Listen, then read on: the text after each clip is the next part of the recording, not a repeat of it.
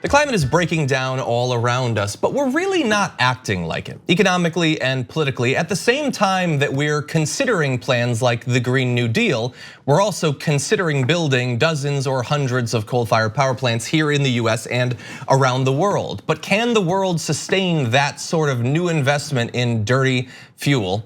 Joining us now to break it down, Stephen Leahy, international environmental journalist. Stephen, welcome to the show.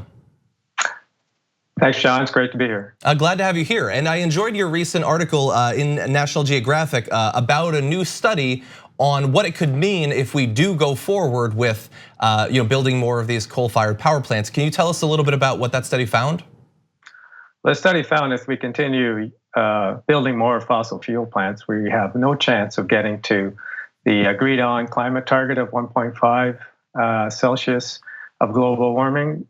That's a Paris target that was all countries in the world agreed to keep our climate change to that level.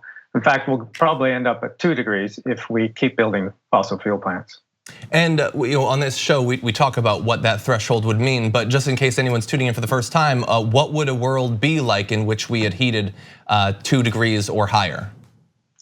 It would be a world of extreme climate events. So we've already seen huge amounts of flooding this spring in the Midwest, a record-breaking heat wave in Europe, the meltdown of much of the Arctic ice. All of those things will just get much, much worse the warmer we get.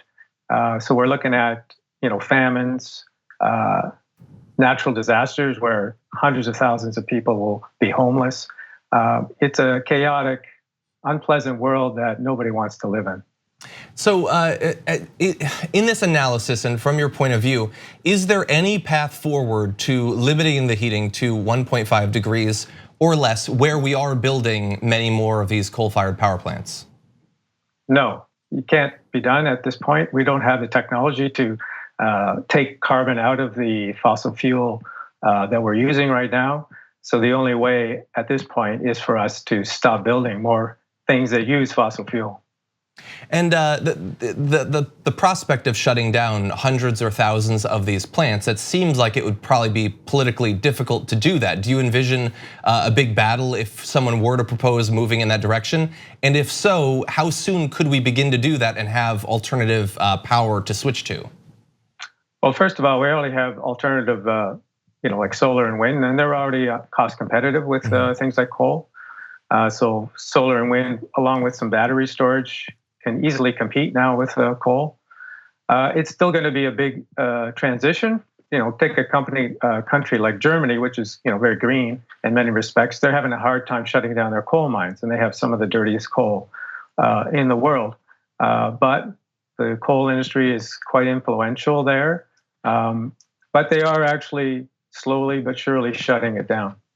And at the same time that the countries in Europe are making some good moves in investing in wind and solar and things like that, in the article you talk about how important in the near future China will be because of the relative youth of many of their coal plants. Can you talk a little bit about that?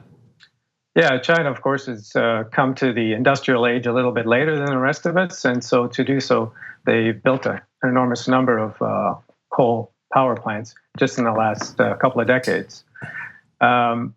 In the US, the coal plants are usually quite old, 40, 50 years old.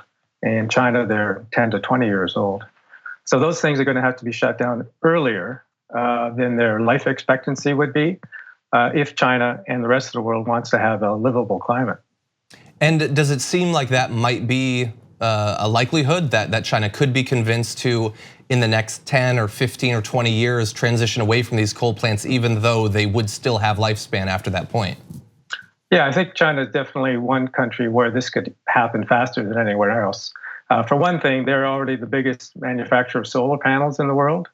They also have a tremendous air pollution problem, and most of their cities are terribly polluted. So they have a lot of incentive to switch to cleaner energy generation. They also see it as an enormous global market for themselves to sell cheap solar panels, cheap batteries, and cheap wind farms to the rest of the world. Okay, so obviously there's some negative information there, but also possible paths forward. And anyone watching this, I would recommend that you go to the National Geographic and read Stephen's article, because it has a lot of other great information about some of these aspects of the story. So Stephen, thank you so much for joining us. We appreciate it. Thanks, John.